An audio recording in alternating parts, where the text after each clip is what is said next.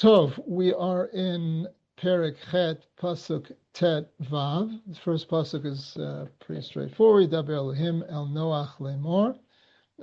We pointed out before, Rashi pointed out that Elokim is the one that is involved here, even though what's going on is acts of mercy towards mankind, rehabilitating them, rehabilitating the world. So that is perhaps something to notice. Again, I mean, in general, you should always notice what name of God is being used. Generally, it's one of two, Elokim and Hashem, Yud K and then Vav He. But it makes a difference. So it's something, there's so many moving parts that you should really be paying attention to. So this is one of them. Okay, anyway. Tet Zayin. Semen ateva ata v'ishtecha v'vanecha u'nashei v'vanecha itach. So you should go out from the ark, you and your wife and your sons and the sons of your wife with you. Okay, so obviously we have something to say here. Why do we obviously have something to say here? Based on what we've seen so far, what's going on, what's the issue, right? You all saw Rashi, so you all know what Rashi is going to talk about. But what's Rashi based on? What's the issue? I'm wondering why it's listing the wives also. Instead of just, I think, saying everyone, right? Why specifically you and your wife? No. Last time it said you and your sons and your wife and your son's wife. That's right. That's right. We had it twice before, and it said it as Ita said, right? Separating the genders, right? First the men, all the men, and then all the women. Okay, that's what we call lack of parallelism, right? Hashem knows how to talk in the best way, and the whole issue comes about because he switches. If it wasn't for this pasuk, right? If it had remained the same throughout, if all four psukim, there are four psukim when this is referred to, going in to psukim and going out to psukim, right? So going in, the command and the action. Going out, this is the command, we'll see the action very soon, right? If all four had been the same, right, we wouldn't have learned anything because that's simply the way God presents it. In other words, maybe it's appropriate to say the men first and the women. Alternatively, maybe it's appropriate to say to group people by their spouses, right? But what leads Rashi to say anything, ultimately Chazal to say anything about this, is that one doesn't fit. This pasuk doesn't fit with the pattern. Everywhere else, it separates them by gender. Here it doesn't. Okay, so you all saw Rashi. So Rashi says, Ish ve'ishto kan hitir lahem tashmish hamita. Right, so sexual relations were permissible again. Okay, Rashi had said before is based again on this pattern that sexual relations were forbidden in the ark, based on the idea that when people are suffering, so in a very serious way, right? There's always people suffering, but people suffering in a very serious way, like this. So sexual relations are inappropriate. So now that the flood is over, so Hashem says, okay, now it's permitted again. Okay, I think that's all we're going to say about here.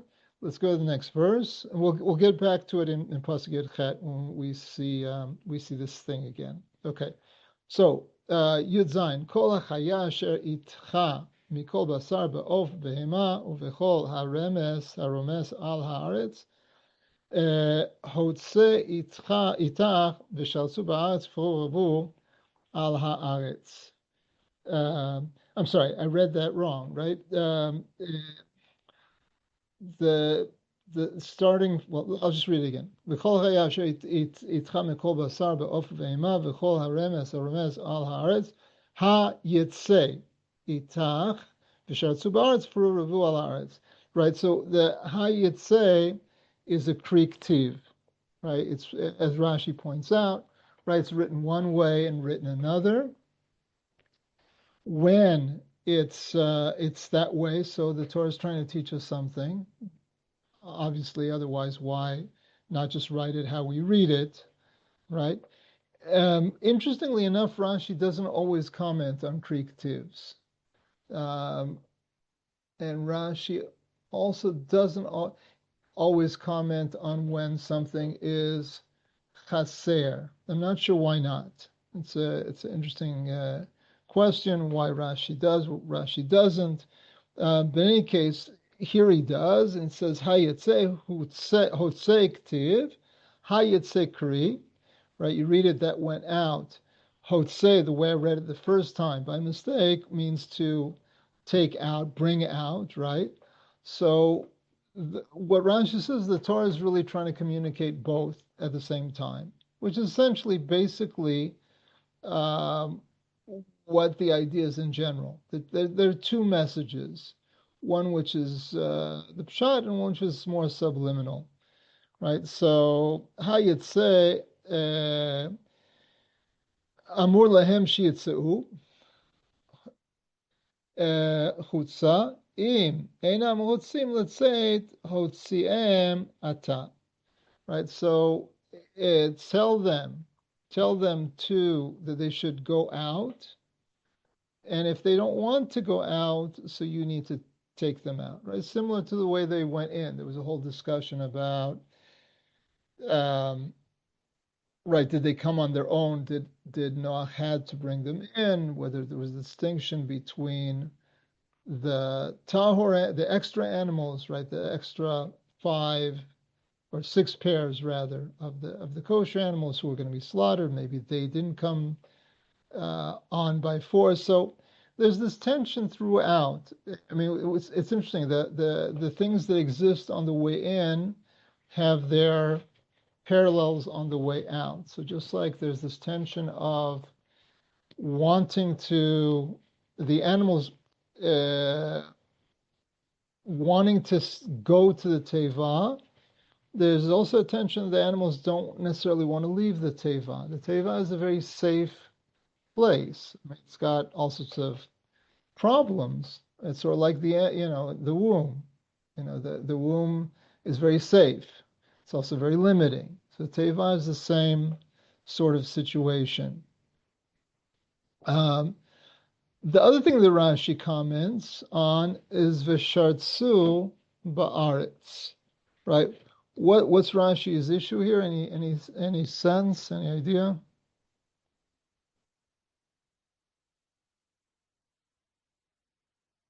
Well, let's see what he says, and then based on that, maybe we'll figure out what the question is. He says Vishartsu Ba'aretz Velo B'Teva, right? So propagate on the land, on the world, in the world, but not in the ark. Magid sha'afa behema va'of nesru b'tashmish. So that's telling us that animals and birds were also forbidden from having sexual relations on the boat. Okay, so very nice. The idea is very nice that just like we saw the animals had issues before the flood, so too they're part of the tikkun, right? They're acting in an ethical way as much as, there's room for that for when we're speaking about animals. But what leads Rashi to say this? In other words, what textual issue exists over here?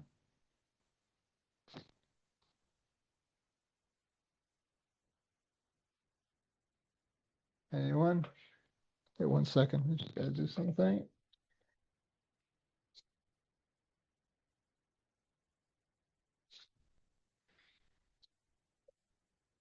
Okay, back. Anybody get it? Well, let me help you. There seems to be an extra word. What's the extra word?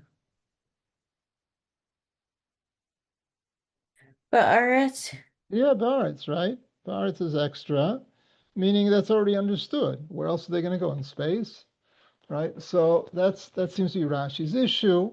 Why say Ba'aretz, says Rashi, to emphasize then it's permitted before it wasn't. Okay, good.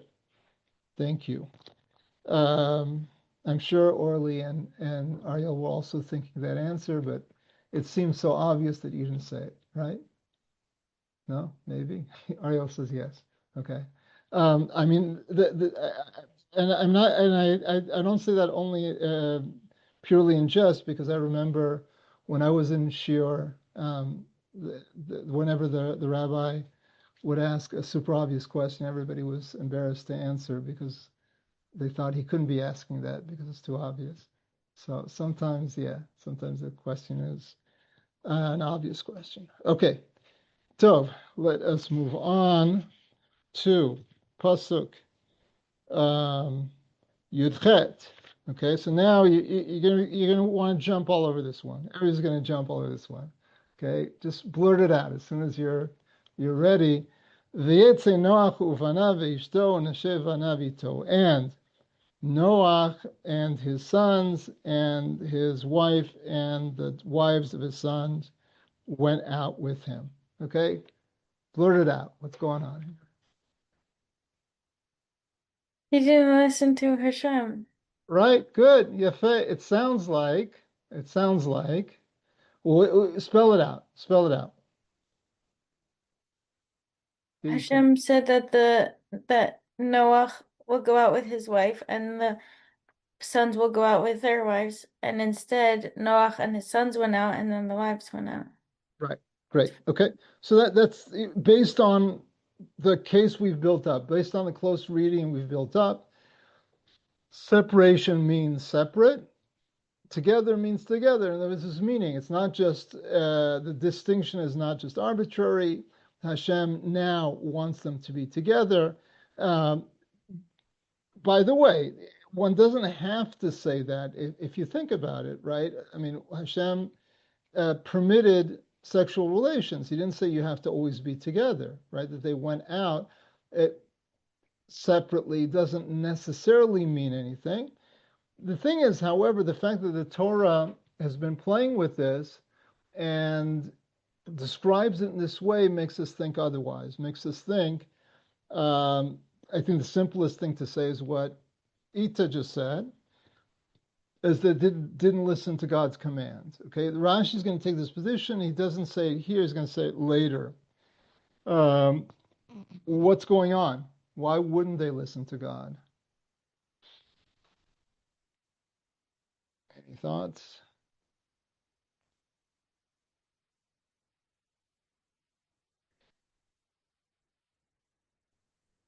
Could it be that the wives weren't ready? They needed some more time? For what? I don't know. Packing up their things from the teva. Okay, so that's interesting. So that's you're saying a very practical Yeah, perspective. You're saying it has nothing to do with the command. Maybe it has something to do with something else, right? maybe. So Radak somewhat takes that approach. I think he says something a little less mundane. I mean, I don't mean to put down what you said, but the Radak gives another explanation why men would go out first. Maybe the Why wives were they hesitant and afraid? Like maybe they weren't so certain that there actually wasn't flood, so they said, "Let me send out my Yeah, husband first to make sure it's safe."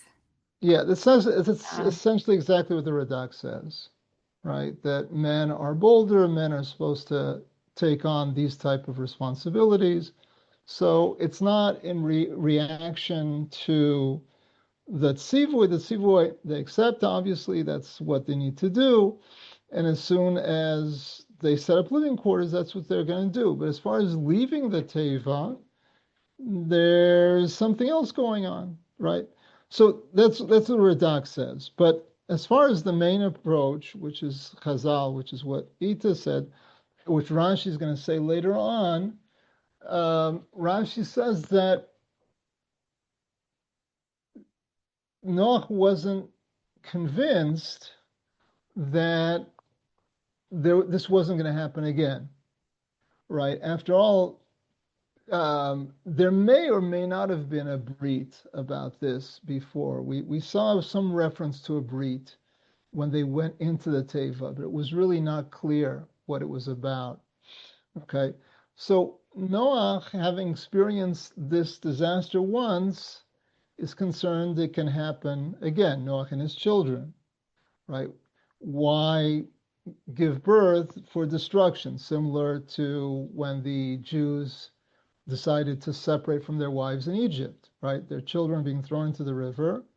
So there's no confidence that there's a point in reproducing. Or also similar to the concern that the Jews had after they were told that they were going to die in the desert, right? There was a concern. What happens if this happens again and again and again? So I think a natural response, which Chazal pick up on and Rashi brings later on, when you go through a disaster, is to be very wary. For example, some people went through the Holocaust, right? Did not want their children to know they're Jewish, right?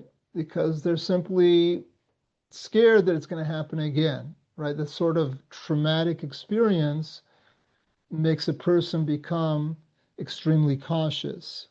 So that's the approach that Rashi is going to take. Again, Rashi not here, but later on, which makes sense. And what makes them change their mind is that God finally makes a brit with them. I saw someone else who said there are three things they were concerned about, and God addresses all three things. I don't remember exactly what where that was or exactly what the things were, but clearly there's a motivational issue. It's not enough just to say go back to where you were, right? Don't forget that it's interesting that the language that Rashi uses is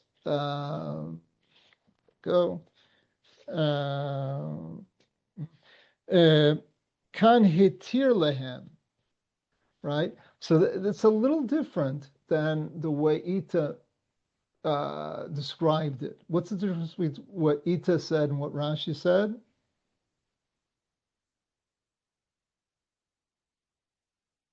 It's permissible versus a command.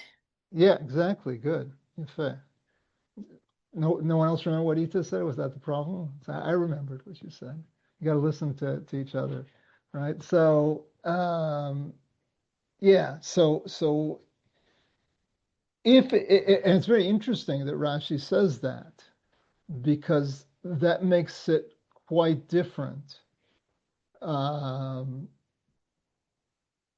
It's one thing for God to command and for Noach to say, no, we're not ready. And it's a different thing for God to say, okay, you can, and for Noach to say, no, we're not ready. Right? It's a very big difference. Regardless, God does want people to have children, right? That's definitely going to be something they need to do, right? Don't forget that it's really a mitzvah from Adam Arishon, right? Peru Revu, right, is something that's really commanded already. So Noach is in that situation. Now, has he already fulfilled the mitzvah of Peru? So it could be he has, right? It's a machloket, whether it's two sons and a son and a girl. That's by the Torah law. Maybe by Noachide law, it's even less. So I don't know. On the other hand, his children don't seem to have had children yet, so they are in a state where they haven't fulfilled the Noachide commandment of reproduction. That said, it doesn't mean that they have to,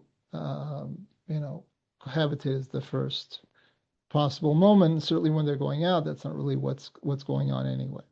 Okay, so much for that. Okay, any questions, comments about this? No, okay. About the animals? No, okay.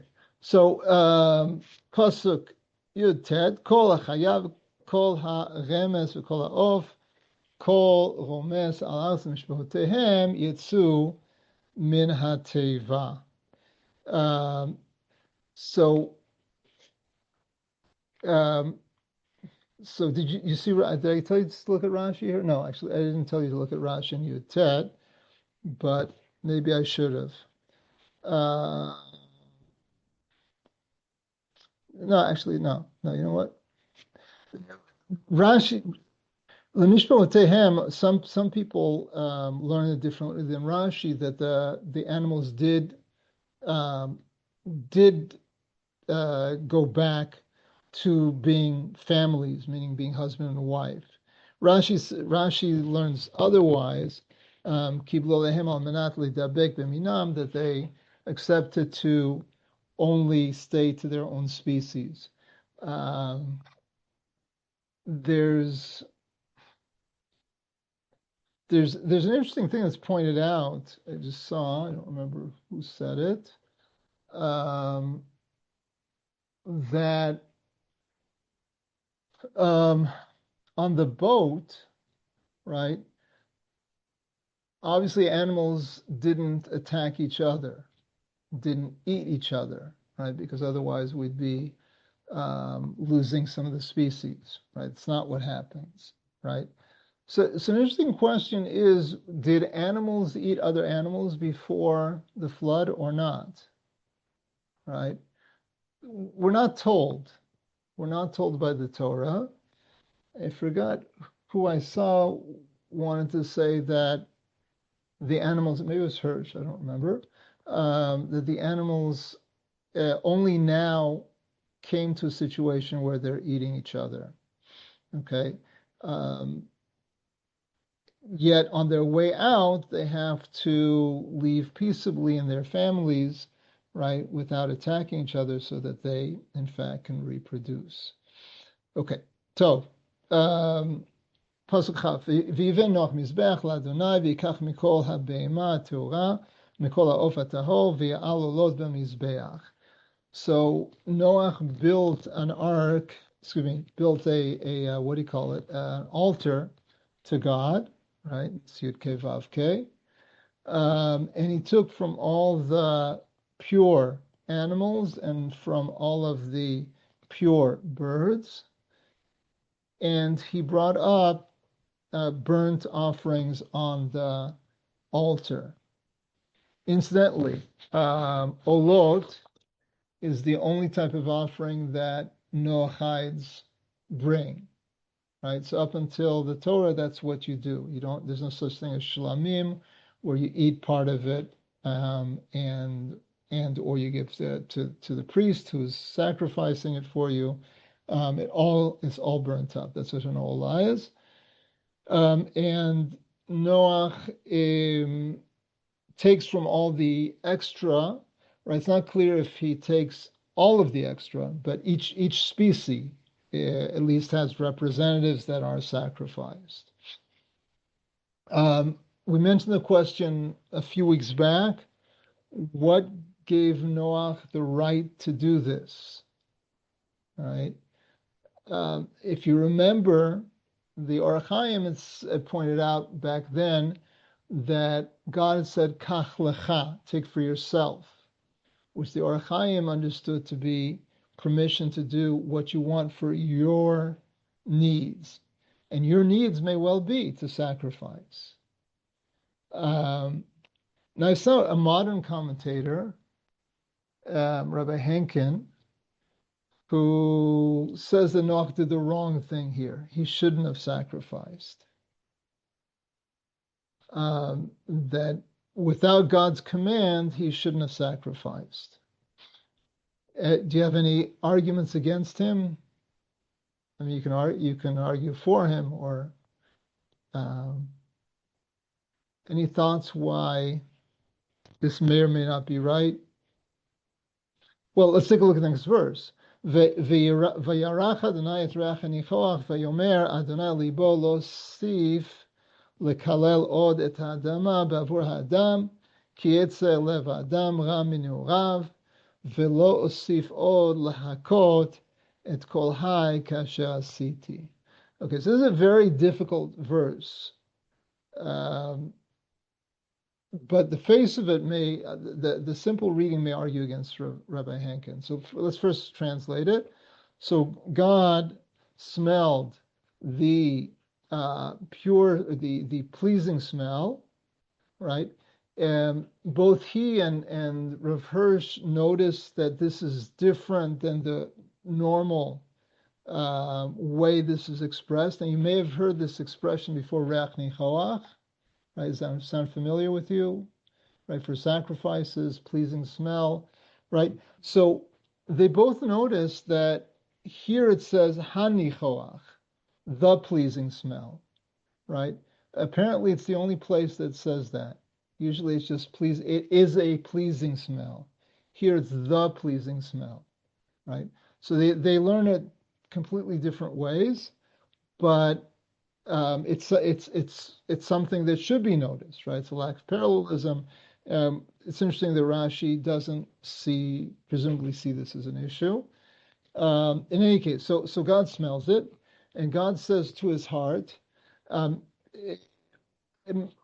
Most of the Mefarshim speak about this. Alibo say it means he said it to himself, right? Which is usually what Elibo, speaking to Elibo in biblical Hebrew, is to speak to yourself. So he spoke to himself, meaning we're the reader who reads the Torah after it was given to Moshe knows that God said this to himself, but he didn't divulge this to Noah. He didn't tell him to Noah. He just said it to himself. Losif lekalel od, right? I won't again curse or continue to curse the ground for the sake of man, right? I'm not going to engage in any more curses on the ground for the sake of man, since the drive of the heart of man is evil from his youth. And I won't continue again to strike all of the living things as I have done. Okay, so it's very difficult verse for all sorts of reasons. We could spend like the whole shiur, not just tonight. You can spend several shiurim on just this one verse. But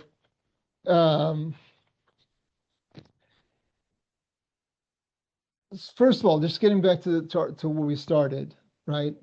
Does it sound like God accepted the sacrifice or did not accept the sacrifice? The simple reading.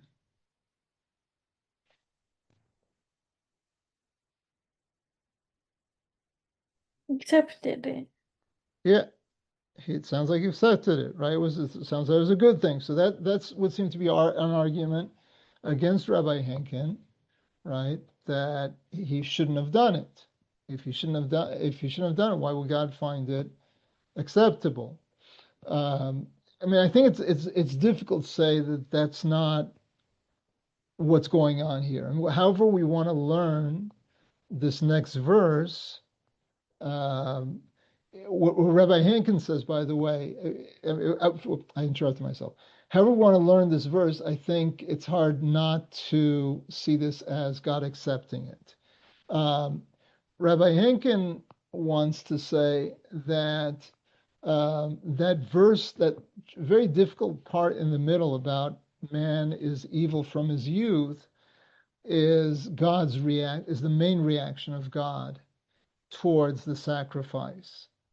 That what can I do? This is how they're going to react. They're going to start killing animals for no reason, right? So clearly, I'm going to have to find a plan B.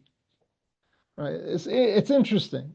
It's interesting, but the idea that man has the right to take animals that belong to him and sacrifice them, I think, and I think the Ramban says this elsewhere, should already be known to us. How is it known to us?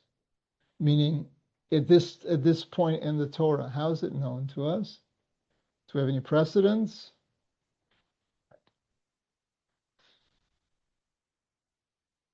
The answer is yes. But where where is the precedent? Where do we see in the Torah itself? Right? There's not. The truth is, there's not. There's not a lot.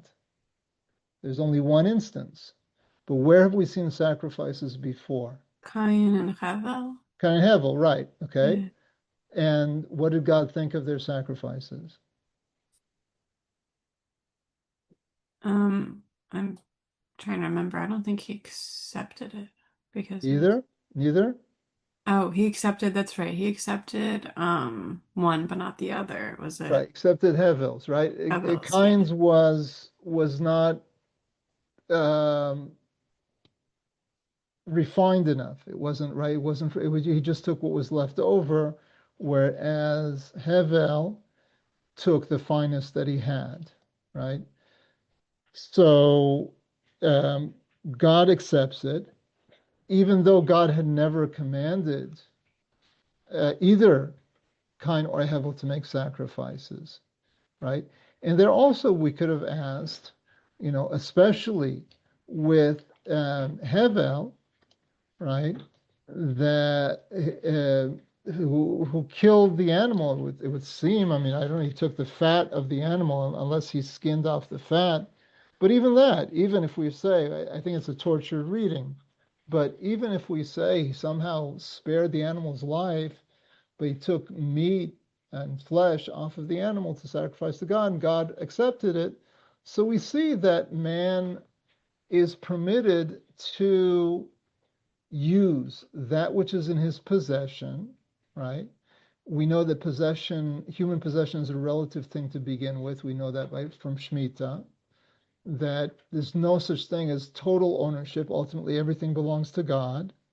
But what's called stewardship, God gives us the right to use what is in our domain, right? However, we define legal ownership in human terms, so we're allowed to use that anyway, which is,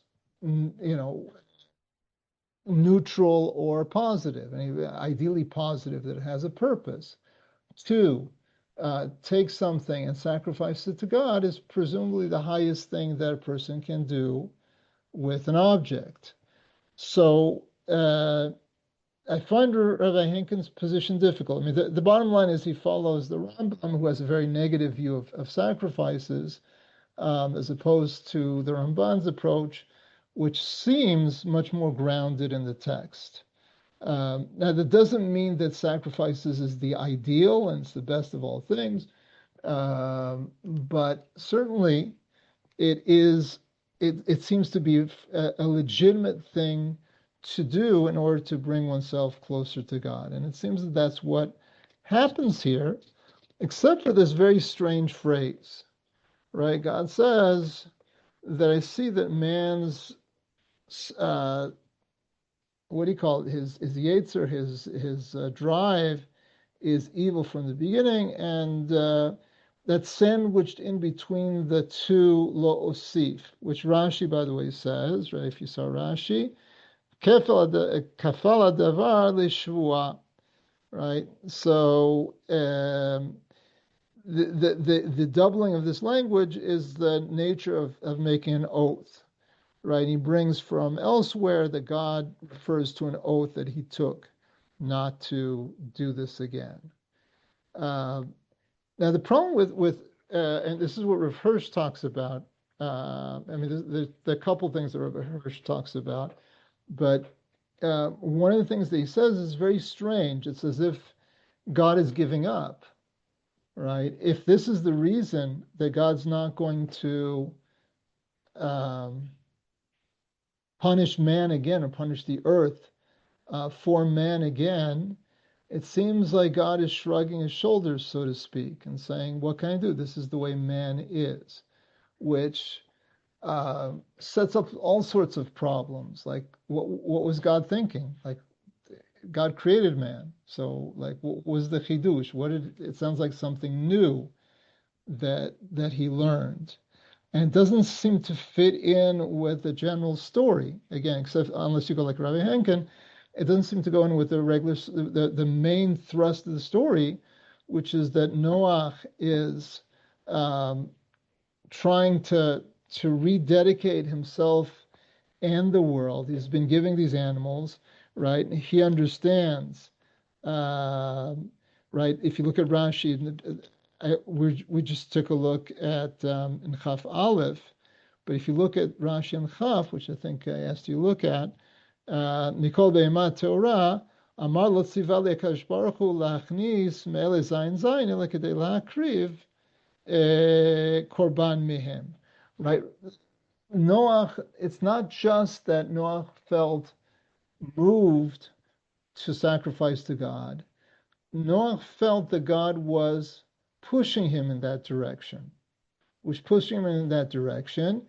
Uh, Again, that seems to be the straightforward reading of the story, that there's a positive thing externally and internally to make these sacrifices. Noach does it. God responds positively, as Rashi says, by making a shvuah, by making a note that this is not going to happen again, right? Now the question is, the big question, and this is how this little part of the pasuk makes it complicated, is what exactly makes God not want to do it again? What was wrong with doing this? And why is it something that's going to change now?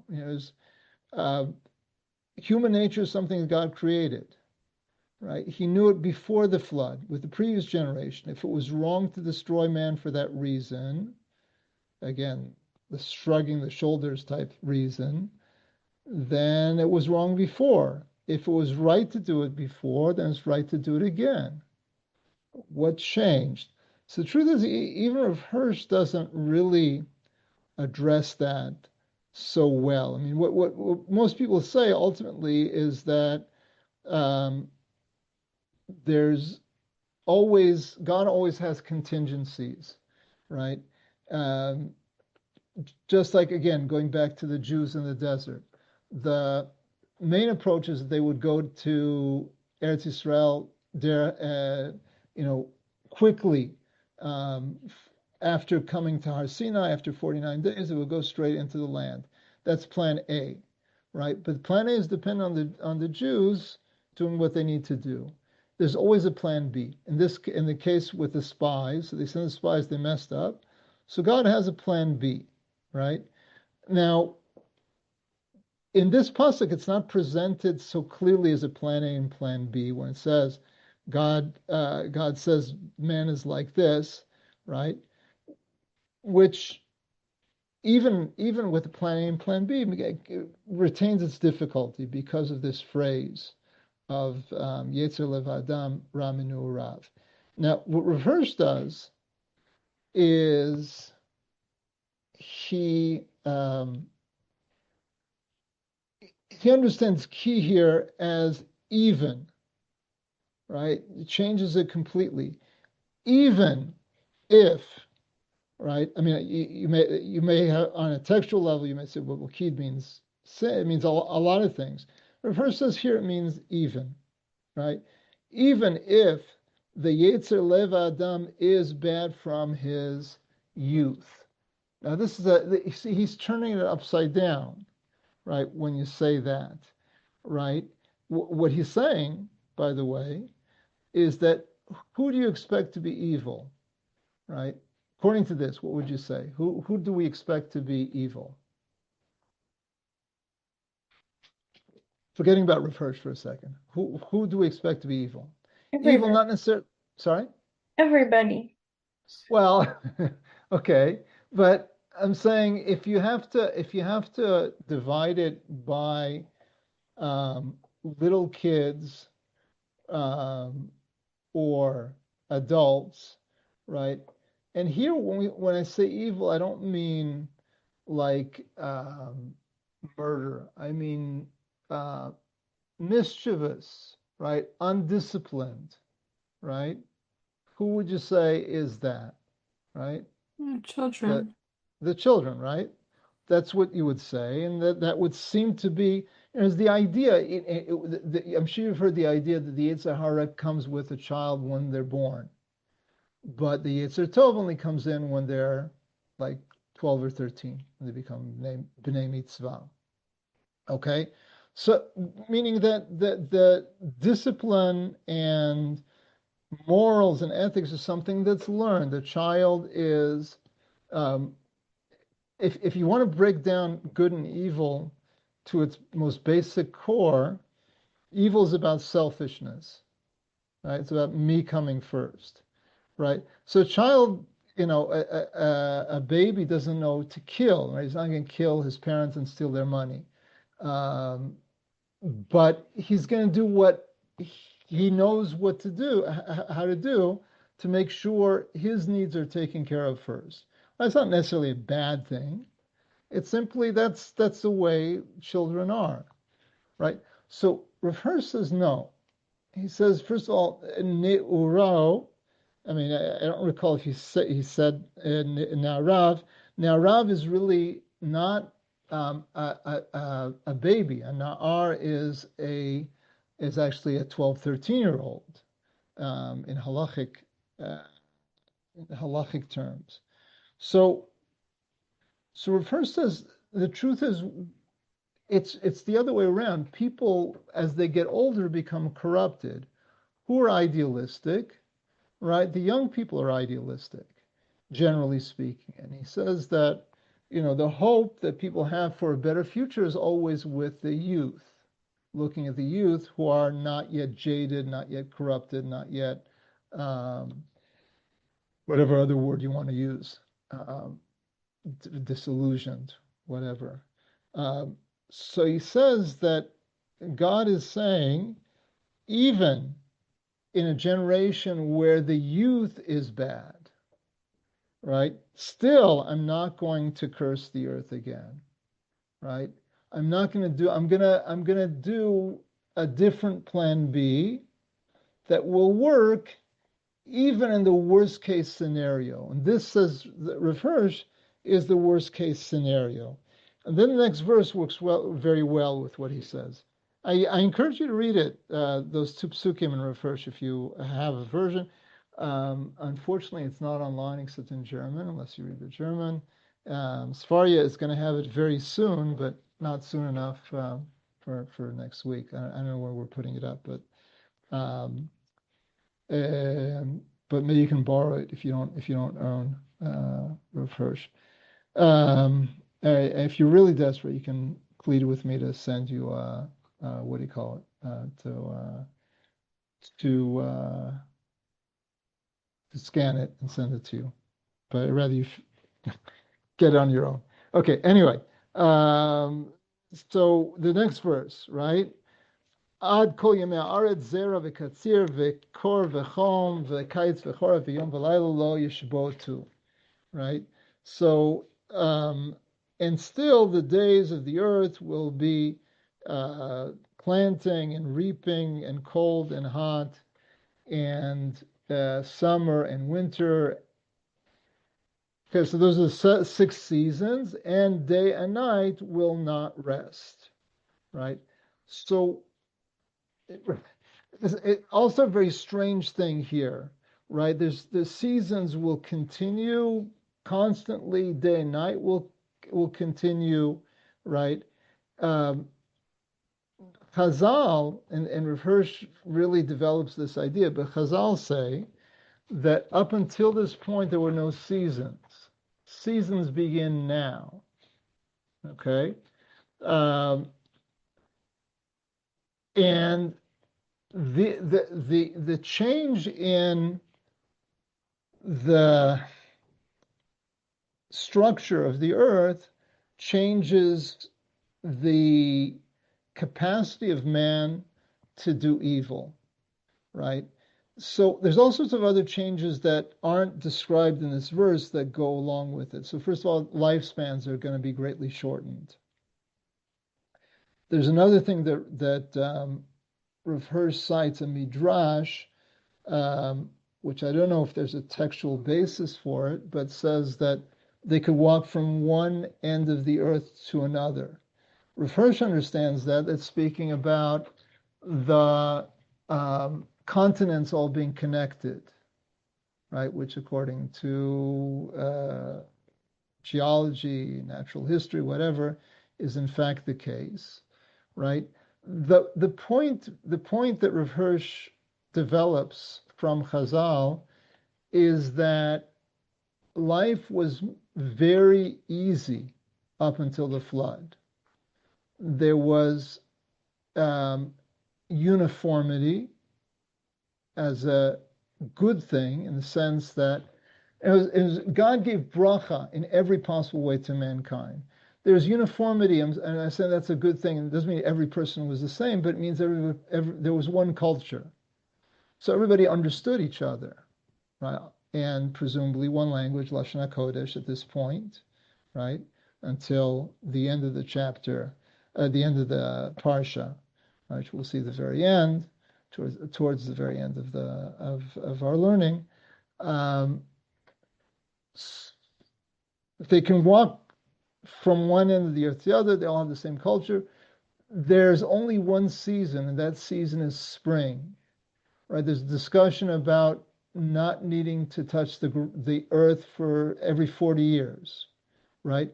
So these people had a tremendous amount of free time, right? Which they obviously misused. They had, if you remember, after once Noach was born, the curse of the earth was pretty much taken away.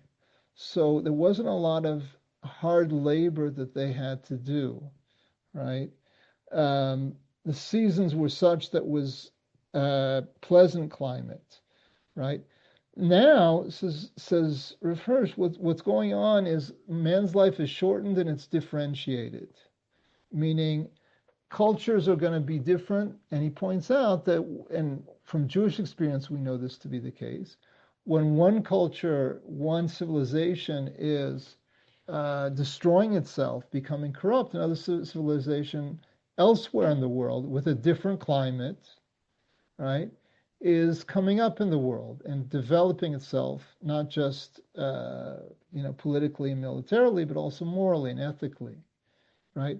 So there's a whole new strategy, and in that strategy, even if you have a situation where one civilization has corrupted itself to such a point that even the youth are ra, even they're bad, so nonetheless, because of this new system, it's never going to need God to destroy the world. Okay. Questions, comments? What do you think? You like it? You dislike it? Makes sense. Oh, it's interesting, I think. But like I said, take a look if you can at the refreshen side. Okay, a couple more psukim. Pasuk Aleph in Perek Tet.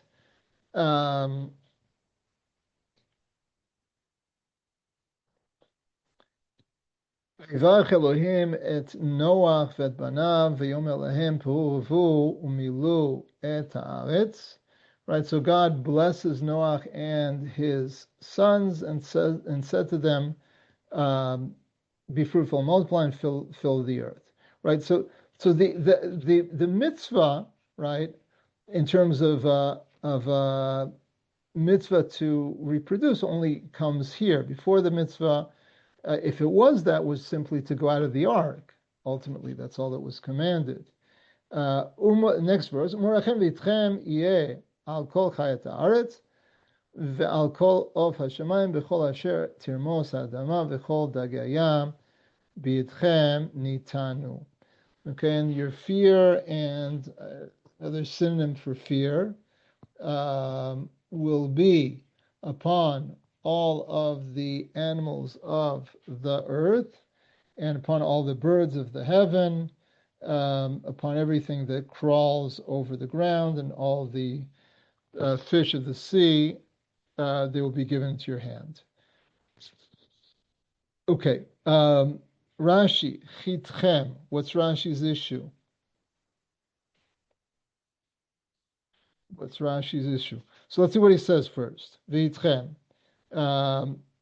So first of all, he translates what the word chita is, and he says ema, right? So sometimes, I mean, ema is not so different than yira, but you can translate it as trepidation. Ultimately, those are just two English synonyms that don't necessarily equal exactly what yira and ema is.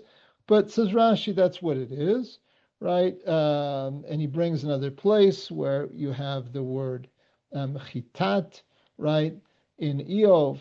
And then he brings this very interesting agada, right? V'agada lashon chiyut. So Agada says it's a language of living. Chitchem is related to the sound for chai, right? Shekol zman shatinok ben yomo chai im tatzach leshomro min ha'akbarim. So when a child, a baby that's just born, is alive, you don't have to protect him from mice, right? Mice like to eat meat, but they're not going to attack and try to eat a living child, even if the child is totally defenseless. However, Og Melech Bashan made. However, Og, who's this giant, really tough, bad, nasty individual, right, that everybody's afraid of, but once he's dead, the mice are not afraid of him, right? So that's referring back to this verse. When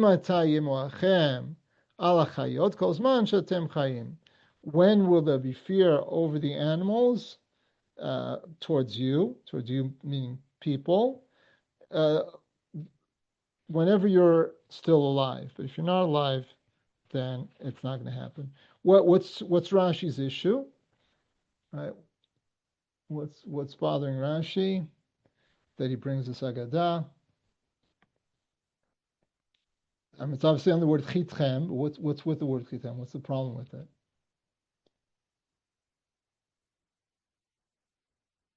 So you might think it's extra, but in fact, I think that what's going on is it's an unusual word, right? Rashi just had to give you a synonym, ema, right? We don't see chitat as a word for fear frequently. He has to go all the way to Eov, to Job, to find another place where it's mentioned. So why use this very strange word here?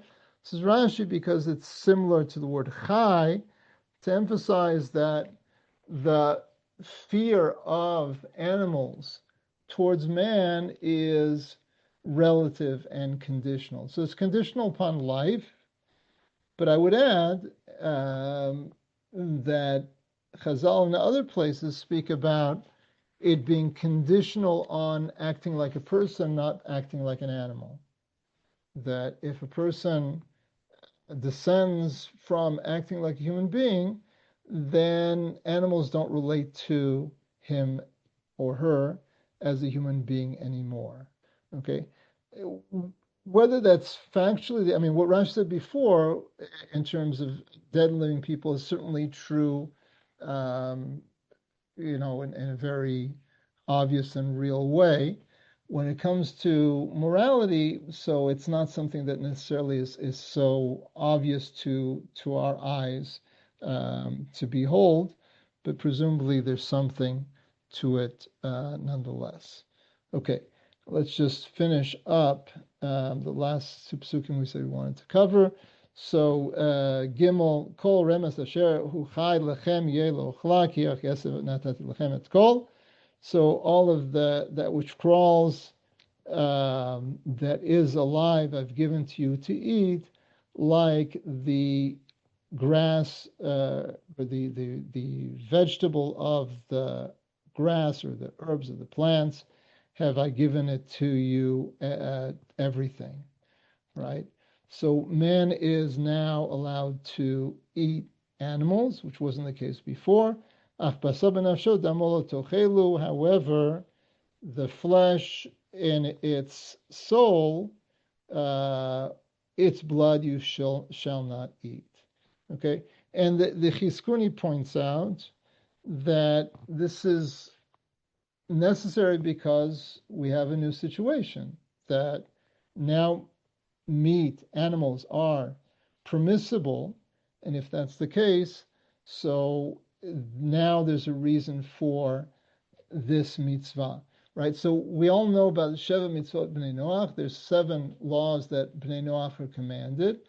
So it's interesting that it's Bnei Noach and not Bnei Adam, right? Why is that? So it's because of this law, right?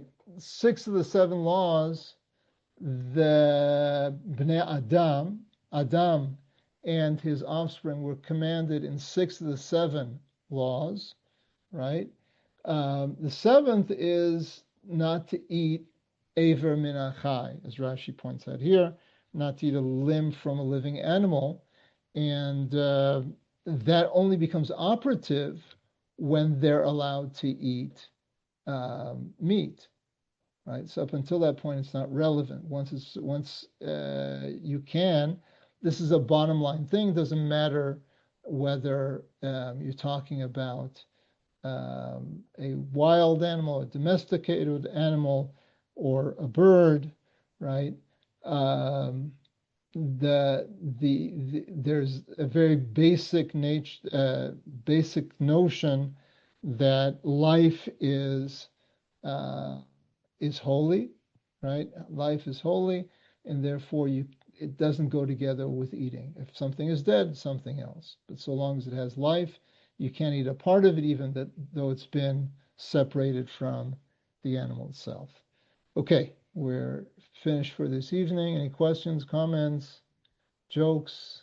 No? Okay, so I look forward to seeing you all next week. And B'ezras Hashem will get you the assignment before Shabbat. Take care. Thank you. Pleasure. Be well. Bye-bye. Shabbat Tov.